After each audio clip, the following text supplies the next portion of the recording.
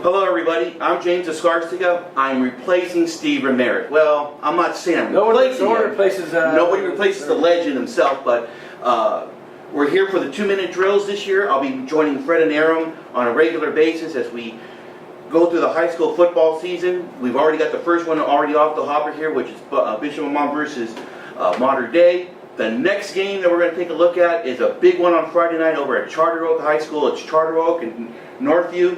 Aram last year, Charter Oak 44-22 over Northview, and it looks like they're just loaded again. Yeah, that game was over at halftime. And that was, a lot of that was Brett Clemenson coming out. Freddie, I don't remember what he had in the first half, 3 or 4 touchdown passes. Yeah. Game was over at halftime. What's interesting coming into this year's game is that, Comstock is back at Northview, but the rest of the skill players aren't what they, Antoine Ayers is gone, aren't what they were last year. And then we saw that, the rest of it, skill players aside, Charter Oak just really dominated in terms of, line play, comparatively defense,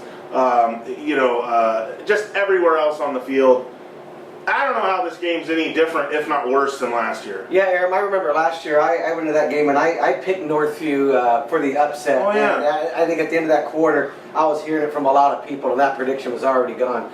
And look, Northview came in here for a picture. Stephen Comstock came in here the other day, and so did Coach Marcel Perez. And I was trying to joke with them about this first week pick and how they had no chance, and it was almost like crickets with them.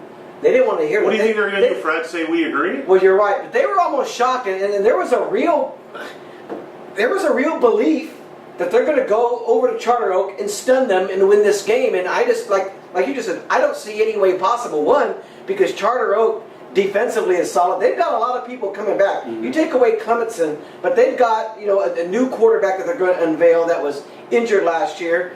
He's going to be ready. Jalen Palacios, yeah.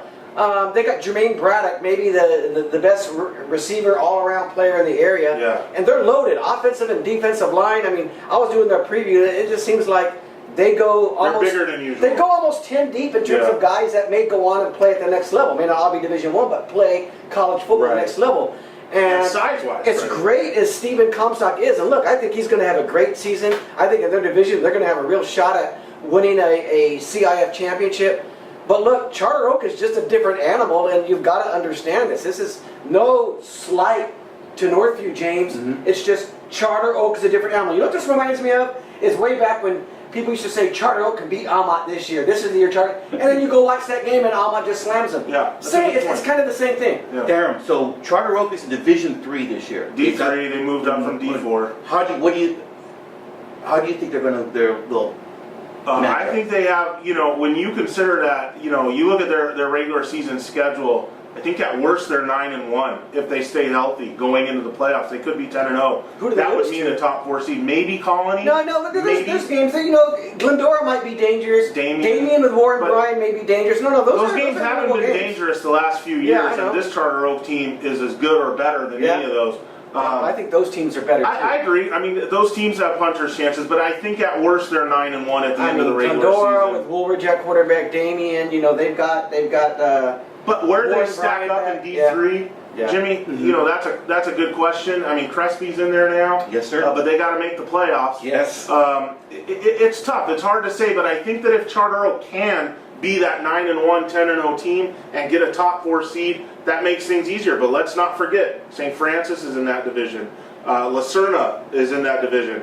And, there's a good 6 or 7 teams that have a chance, to win that thing. So, it's a good challenge for Charter Oak. Yeah. Before we get to predictions, Sierra Canyon is also in that division. Yes, and they are loaded again. And that's a team that knocked Charter Oak out last year. But I really do believe Charter Oak, they were a mash unit at that point. Sure. If Charter Oak was healthy last year, I think if Charter Oak is healthy, they win the whole thing. Yeah, you saw them beating through those first 4 weeks with Clemenson. They were unbelievable. Fred, I just want to mention a matchup here that no one has talked about, and I was kind of thinking about this last night a little bit. I think the biggest matchup in the game has nothing to do with the players on the field.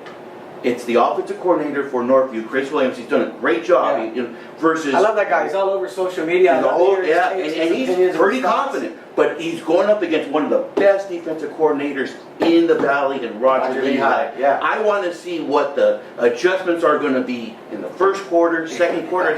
I think that's where the game is at. Well, okay. I think with what Charter Oak has on defense, Roger Lehigh's incredible, but they've got the horses. At the end of the day, James, you got to have the horses and the guys can get it done. Okay. Roger Lehigh, you're right. He's one of the best defensive coordinators, and you're going to see that, I think, down the line and when we get the playoffs.